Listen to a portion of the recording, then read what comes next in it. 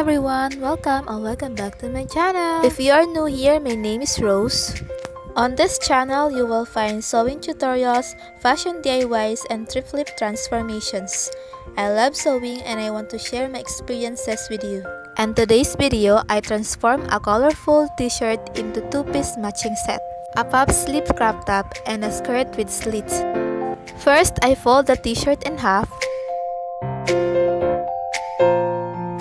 Then, starting from the bottom, I measured 11 inches, which is the skirt length.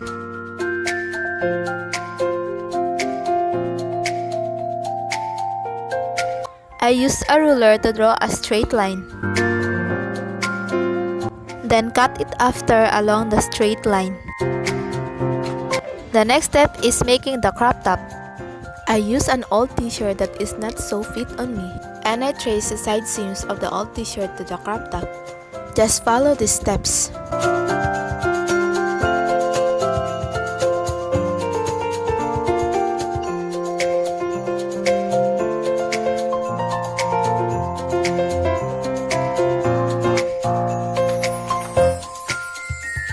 After tracing the side seams, I added a half-inch allowance in the sides. After that, I put pins in the original line that I traced so it will not move around during cutting. I'm doing it first to the one side and repeat it after to the other side. After putting the pins, cut along the seam allowance. And the result must be something like this. Then sew close the side seams. After that, I hem the bottom of the crop top by folding it 2 times and sew it after. Use pins to hold them in place.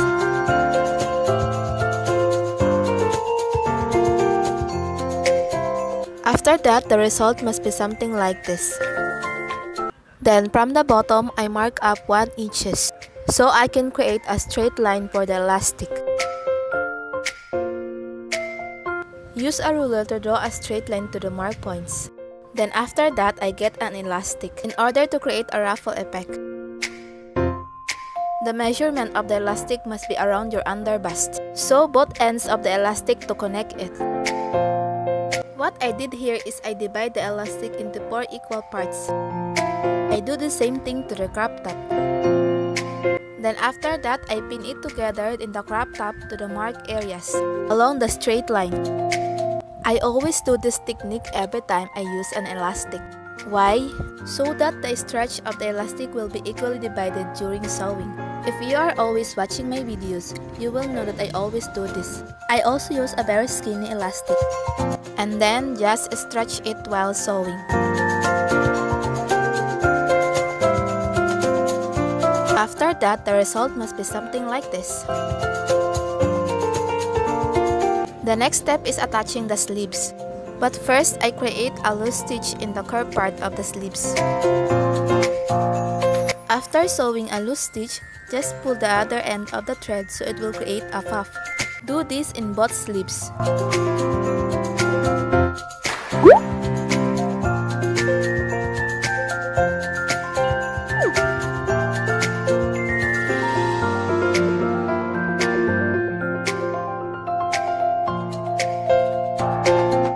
Then after that, it is now ready to attach in the arm line of the crop top. Pin it right sides together starting from the underarm seam line.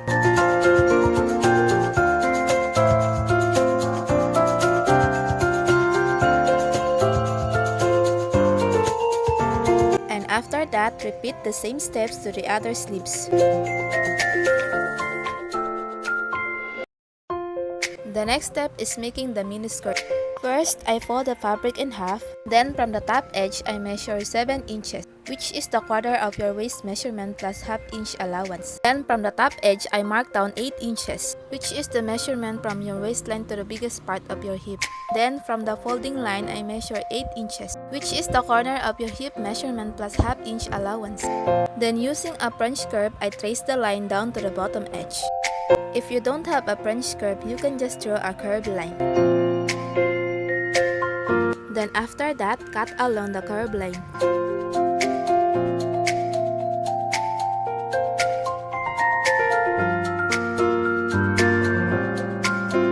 After cutting, sew close the side seams. Then after sewing, I mark the center of the skirt using a pin.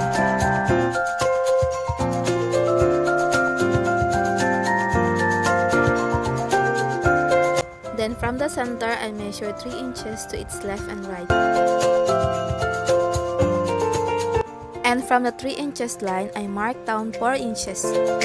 Then from the 3 inches mark again, I measure 1 inches to its left and right. After that, connect it diagonally to the 4 inches mark. It will be the dart in the back part of the skirt. Repeat the same steps to the other side. After that, sew it along to the dart line.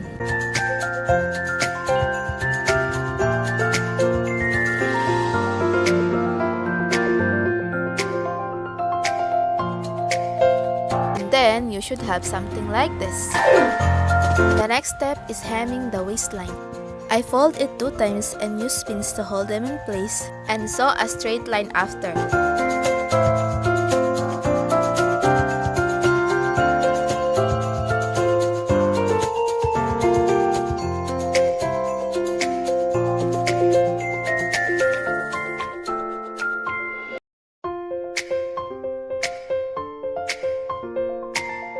And this will be the result.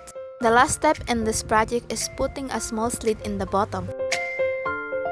I cut a small square in the leftover fabric. Then I draw like an inverted letter U with line in the center. Then attach it to the skirt by lining in the bottom edge.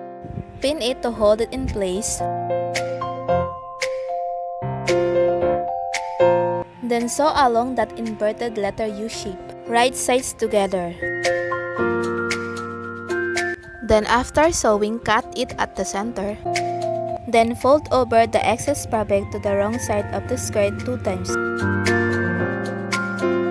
Just follow the steps.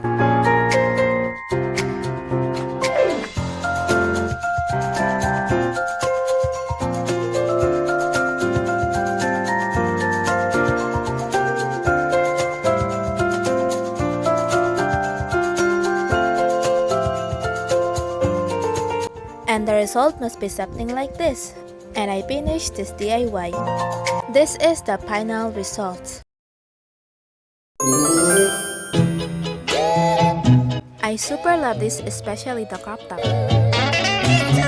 If you want to try this, please tag me in my Instagram account because I will love to see yours. As always, it is also one of my easy DIY. Please share it to your loved ones or friends who also love sewing. I hope you enjoy watching, and if you do, please give this a thumbs up and don't forget also to subscribe to my channel and on the notification bell so you'll be updated in my coming DIYs. And I'll see you next time. Bye!